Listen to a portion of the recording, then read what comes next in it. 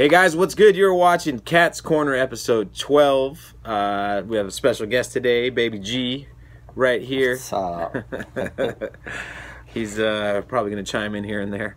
Throw some input. But today, before we get to our picks, we're going to talk a little bit about variant covers on comic books, and what they are exactly, and how to deal with them. Kat, how do you feel about variants? Like when do you think was the actual year that they started with? Variants. The first person, I think, as far as I recall, because I've been in business long enough, and I recall, I believe it's Jeff Loeb, my favorite writer and my favorite person. He's a very good guy, but he introduced the variants with his Hush run. He came in and they sold out on 610 and 612, and they were doing, DC was going to pump out second prints, and he threw by me. He said, so what do you think if I do it different? I go, man, by all means, go for it. Right. So I think that was the beginning. I could be wrong, but that was the early stages of variants, but that was the second print. And then later on, you know, they added the retailer summit for Superman, Batman, and then you start seeing 1 in 10, 1 in 25, 1 in 50, or the ratio variants. 1 in 100. And it was a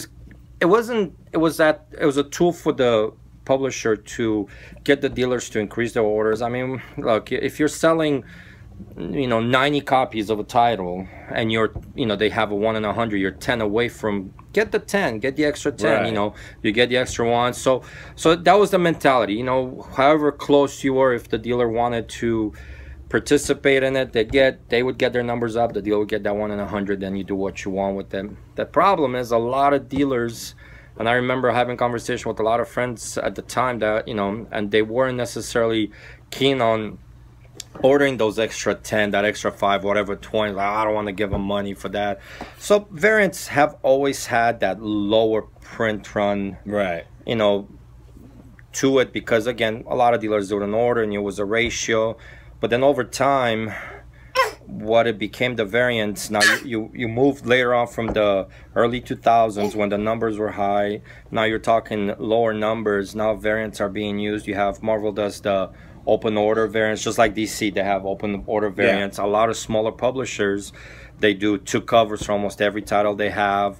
Those are not necessarily variants, but it is, and then you have what usually happens though is the second cover depending on the artist, run. Right? Lower print run. Then you have Marvel that also does qualifying variants. That means percentage variant. That means you have to match your number to an older issue to qualify for these covers, but you still have your 1 in 10, 1 in 15, 1 in 25, 1 in 100.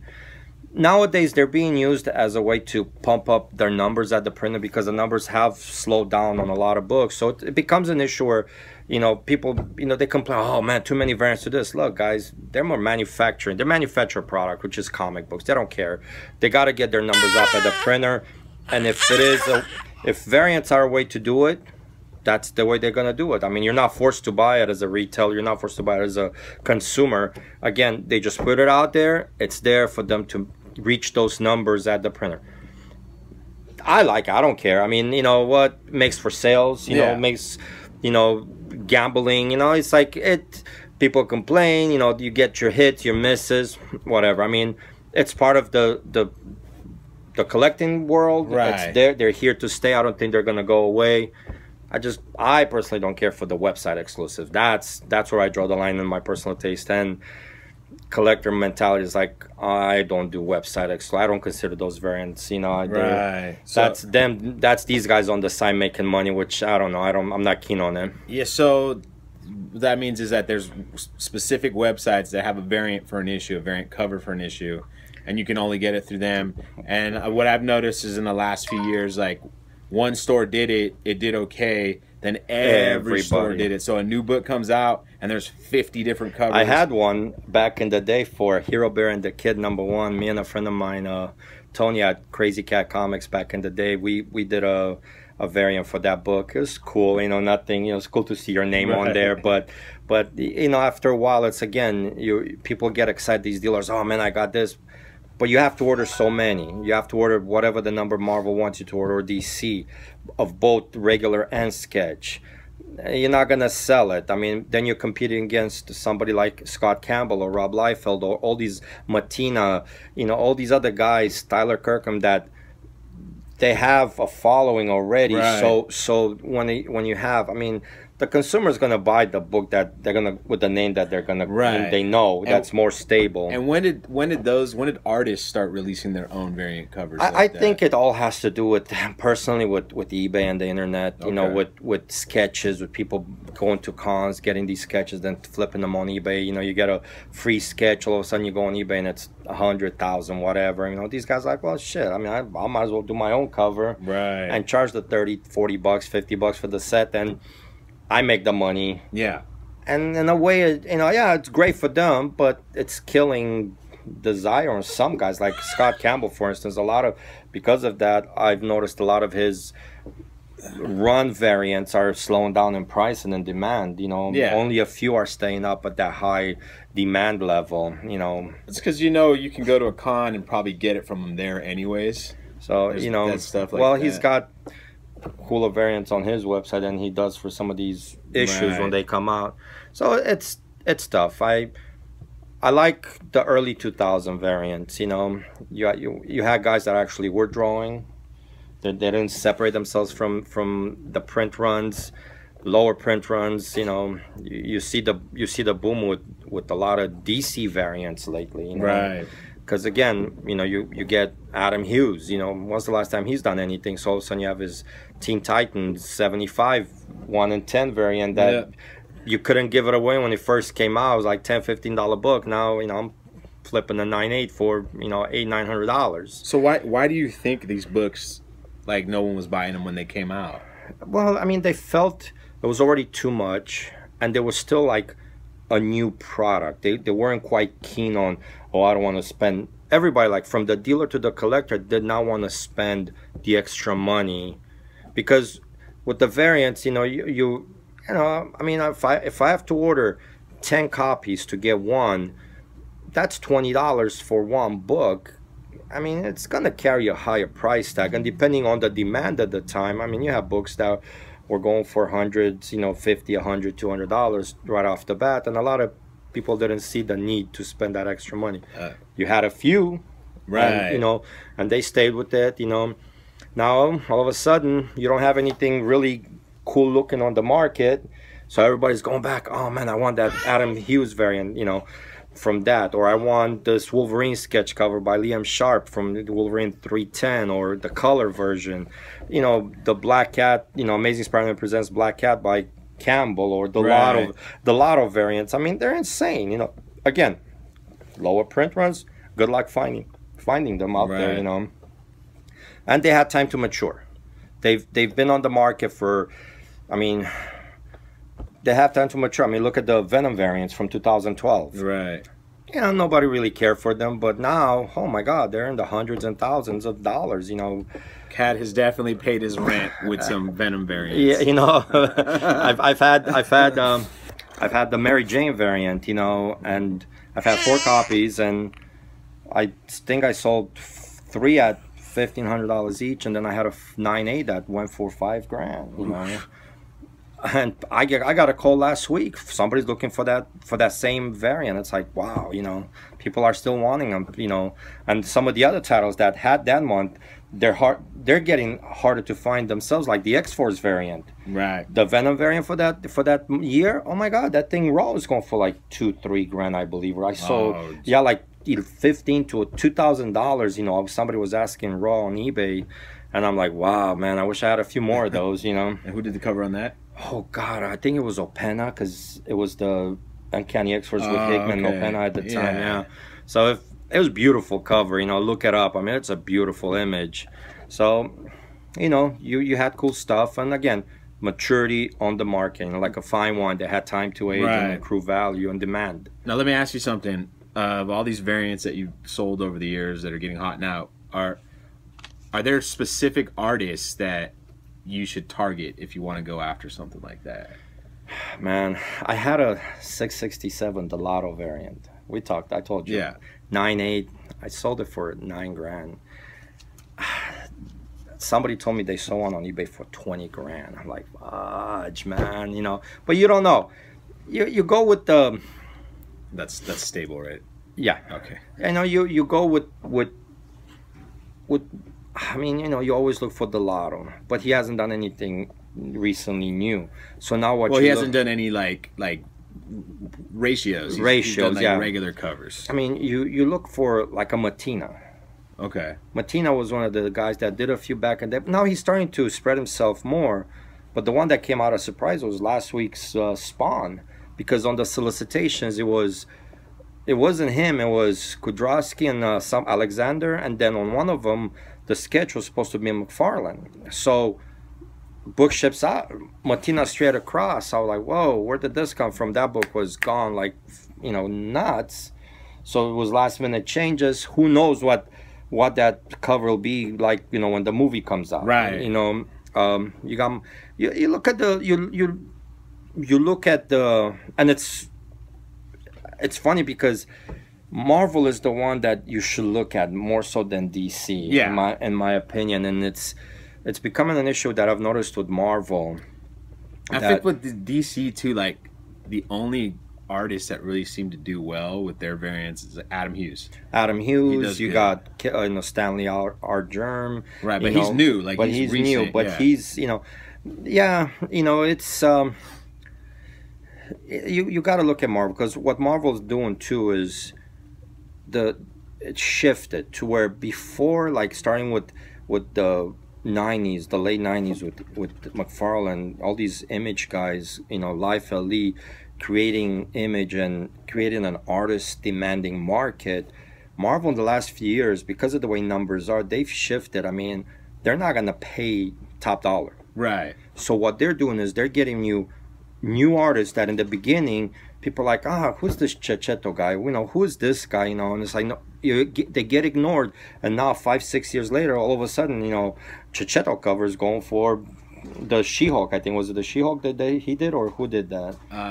Not sure. But there's covers now from the last 5-6 years, again with artists that Marvel was introducing at the time, that are starting to blow up. Well, I mean, you mentioned his name already, Opena. That's a guy.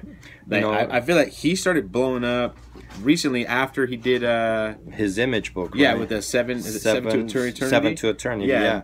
I mean, he's a beautiful artist. I love that guy's work, man. He's got a Punisher book that came out like last year or 2 years ago. Yeah. And a lot of people, you know, it's got the graffiti in the background. In right. LA. Yeah. Like that's a hot book, and I think because of that Seven to Eternity book, people start looking into his older stuff. You know, so you get you have a combination of, you know, and then you have the influx of newer artists that people are not quite used to yet. Yeah. So again, it's like, okay, 3-4 years ago, people were looking for stuff from 5, 6, 7 years ago. Now they're looking for stuff from 3-4 years ago. So it's becoming a circular situation where every so many years an artist gets hotter from, you know, past few years. So that's something to look out for. Like, definitely, like, you know, there's artists out there, they're getting hot now, and they did books in the past that nobody bought. Exactly. And because of that, it's something to try to find. And I see there's a lot of speculation websites that talk about, like, you know, they'll target a specific artist, and they'll talk about the first books covers they did, you know, 10 years ago for the indie book. And the indie books usually don't do too well, you know. There's some movement on them, but at the end of the day, like that's for the completionist person. Yeah, because again, everybody's gonna go with brand, with what they know. You know, Spider-Man's gonna be here for another, God knows. Oh yeah, as long as the shirts are on, Spider-Man's gonna be, Peter Parker's gonna be swinging. Yeah, you know, absolutely. Miles Morales is gonna be swinging. So you go with those characters. That's again proven brand. You know. But the also, you know, one thing that I've noticed, you know, there's a lot of books too that are not necessarily variants, and it's happening a lot with some DC books. A lot of that are jumping up in price because the covers are so cool. Yeah.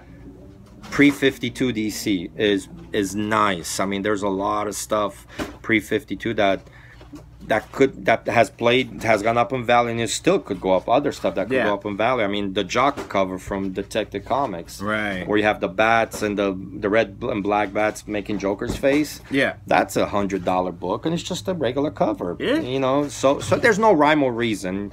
It's Yeah, there is and there isn't. You know, it's like playing the stock market. Right. That's all it is. You know. And I don't recommend the stock market if you don't know what you're doing. Cause, invest in real estate. Or vice versa. If you want to get into comics, please don't buy real estate. That's people need a place to live. You know, you'll thank me later. Trust me. You know, but variants are fun. You know, going through a box, sitting there, grabbing a short box out of storage and flipping and go, oh, let me see. I'm like, whoa. It's, you know, it's crazy. It's, well, and back to the regular print runs too. There's that some people treat covers like first appearances. Like the first book that Jock works on for DC is considered like, people like it because it's the first time he did a cover for DC. Or Scott Snyder books, his first book he wrote, the first Batman book that he wrote, everyone, I mean, it's a good story, but people, a lot of people like it. Say so, but that's fine. Oh, you don't like the Court of Owls? Bro, the 52 now, man. That's all right. That's cool. Yeah, not a Snyder fan. Well, I'm not a Snyder fan, but I don't see it. I don't see the hoopla behind it. You know, I mean, I don't want. I never read Dark Tower. You know, I hear it's confusing as hell. So, you know. Well, I personally like the New 52 Batman. The first few books, the Court of Owls was a good storyline. That's me personally, but anyways, not everybody's perfect, but it's cool. Well, let's move on to our picks of the week. I got out of DC. I got 2 books, man. I can't. This isn't a big week. It isn't. Yeah. It's even for both guys. There's nothing really crazy, but out of DC, and I can't stress enough, Tom King on Batman, man. That book is really, really good. Really solid storytelling. I mean, you're seeing character development, but on a different level. Like not breaking down Batman and bringing him down and building him back up. I mean, you know, I love what he's doing with Batman because he's not doing it with Bruce Wayne. He's actually doing it with Batman. He's humanizing Batman in a way that I haven't seen it done in a long time. Right. You know, his whole relationship with Catwoman, not Selena Kyle, but Catwoman. You know, the book's been great. This Poison Ivy storyline has been phenomenal. Last issue, man. I don't know if you guys read it or not, but the guy is his butt kicked by. I mean, Superman just poof. It was like jaw broken. I was like, whoa! I've never seen Batman like this. So, I highly recommend that book. The other book out of DC that I've been a fan of it since day one is Super Son, and I'm really sad to see this book getting canceled, but it's being done. So it's getting canceled. I didn't know it was getting canceled because of Bendis going on these Superman books, and I'm not. Again, he's probably the nicest guy in the world, but I don't care for his writing. I find it very. I mean, people know me. You just got blocked on Twitter. Well, I'm not on Twitter. I mean, like I said, he's probably one of the greatest guys. I mean, you can have and hang out and have a beer or whatever. Can't be that great if he's blocking you on Twitter and you're not even adding him. But just don't just because you're blocked, But look, the book sells. He's a great writer. People buy his books for a reason. It becomes an issue, a matter of personal taste. But Super Sons has been fun, and it's gonna be sad to see it go. Out of Marvel, really, what you got, homie?